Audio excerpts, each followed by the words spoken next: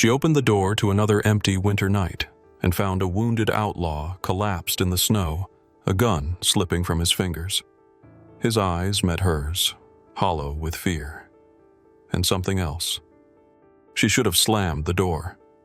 Instead, she fed him. But what happened next will shock even those who thought they'd seen everything. But first, let's go back to the beginning. The hearth crackled low, shadows dancing up the log walls like ghosts remembering warmer times. Martha moved with the deliberate rhythm of someone who had learned to stretch small comforts into quiet rituals.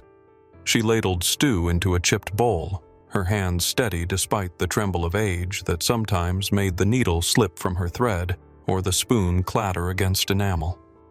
She didn't glance back at the stranger seated near the fire, at least not directly, but her awareness of him was absolute, like a thread looped through fabric, unseen but binding. He hadn't spoken since she brought him in, hadn't moved much either, save for the slow uncoiling of fingers from the revolver, which now lay forgotten on the floor beside the boots he'd kicked off, caked in crusted snow. His eyes, hollow but alert, tracked the room the way wounded animals watch open fields. He didn't trust her, not fully, and Martha didn't blame him. Trust wasn't something given freely in her world. It was earned in the spaces between words, in the quiet gesture of stew and warmth instead of interrogation. Outside, the snow thickened, burying the path to town, silencing the trees.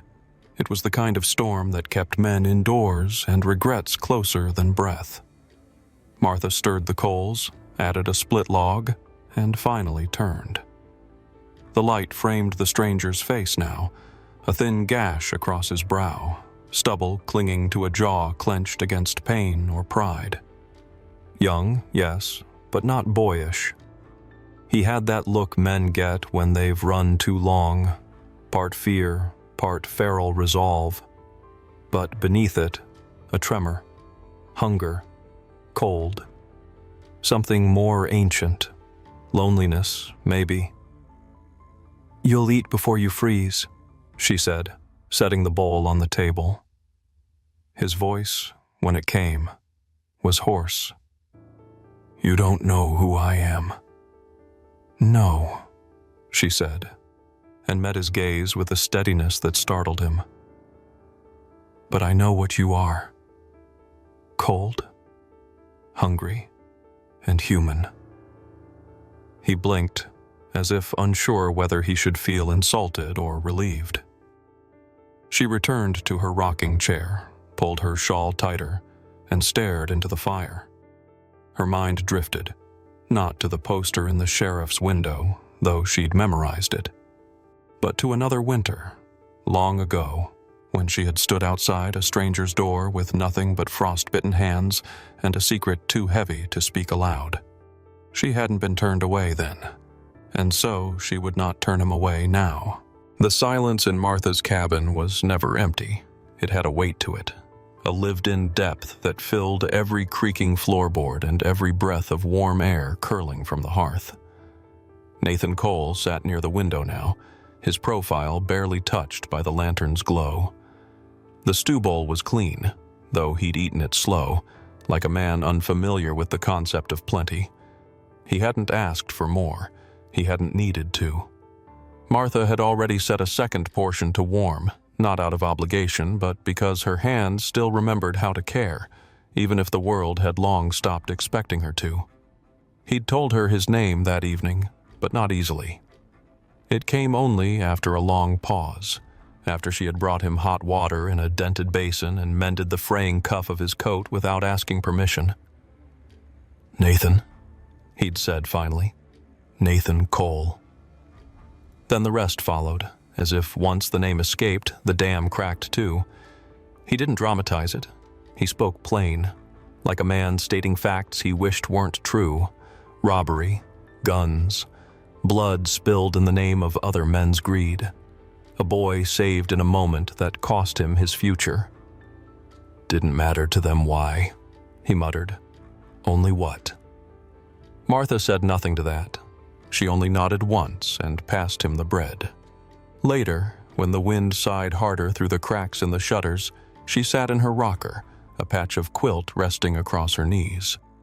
Her fingers moved with quiet certainty, pulling the needle through fabric with the precision of someone who had stitched more than cloth. Grief, solitude, dignity all bound into thread. Nathan watched her from across the room.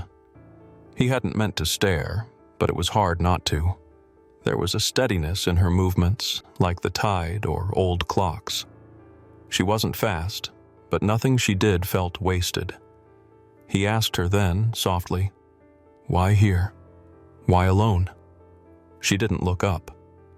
"Because there comes a time," she said, "when you realize no one's really looking at you anymore, and the quiet starts to feel like mercy." She raised her eyes then, slow, level, not bitter, just seen it all, tired. It hit him like a weight in the chest. Not pity, not even sadness. Just a sense of how much silence could hold when a person carried it long enough. He didn't speak, but he didn't turn away either.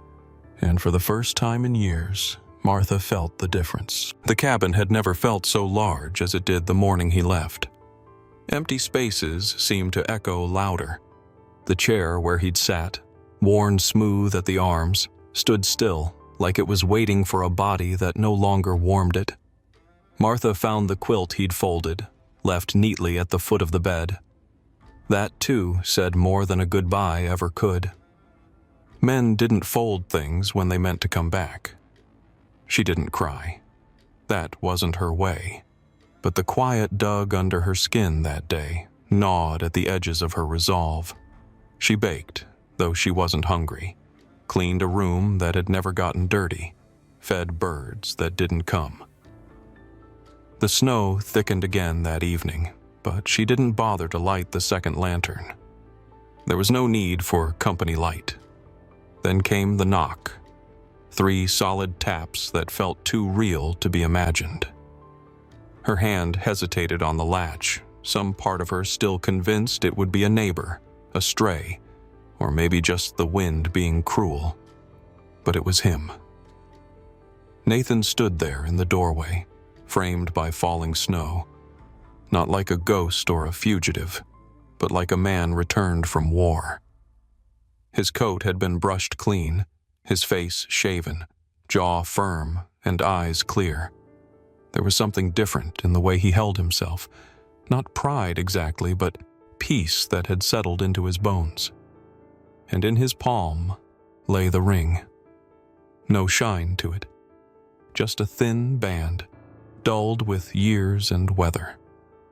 The kind of ring a man doesn't buy, but finds in a drawer and chooses not for show, but for meaning. "I told them everything," he said. "Even the part that shamed me. I cleared my name because I didn't want to build anything on a lie. I don't have much to offer, Martha, but I know I don't want to go through another winter wondering if you're sitting by that fire alone." She didn't move. Her breath clouded between them in the cold. Her voice came soft, nearly lost in the hush of snow. "I ain't young, ain't soft either." His eyes didn't waver. "Then you're exactly what I need." There, between a woman who thought she'd been forgotten and a man who thought he didn't deserve more than running, stood a moment so still it felt sacred. Not dramatic, not theatrical, just true. And in that truth, she saw something she hadn't dared to hope for. Not rescue, not romance, but recognition. The ceremony had passed like a breath. No music, no ribboned pews, only the rustle of wind through budding branches and the crunch of boots on thawing soil. 2 witnesses, both older than custom demanded and gentler than gossip allowed, stood with misted eyes as vows were spoken in plain words, soft enough to be meant. Martha wore no veil, no corset, no blush. Just a deep blue dress she had stitched herself, hemmed in the hours between dawn and doubt. Nathan wore his one good shirt and the quiet conviction of a man who'd earned his peace. The ring, dull as the first day she'd seen it, caught no light. but on her finger it fit like something that had always been meant. In town, no one made announcements, but stories travel without letters. They watched how Nathan walked beside her, not ahead, not behind. How he reached for the heavy things without being asked. How he touched her elbow in conversation like it was a tether, not a claim. At market, he held the basket. At church, he held her coat. And when he called her my wife, it was never possessive. It was reverent. The whispers shifted, subtly, then openly. Always thought she was proud. Turns out she's just strong. She makes peach pies now, best I've ever tasted. Marriage suits her. Look at the shine in her eyes. Martha heard them sometimes, but she no longer measured herself by the noise around her. She had known the chill of silence far too long to care for hollow applause. What mattered was how Nathan read to her by lantern light, pausing between lines to let the words settle. How he mended fence posts in the morning and returned with wildflowers hidden in his coat pocket. How he reached for her hand even when no one was watching, especially then. One evening, with the sun slipping behind the ridge and the smell of clover thick in the air, Nathan pulled out the old quilt, the one she'd draped over his shoulders that first frozen night.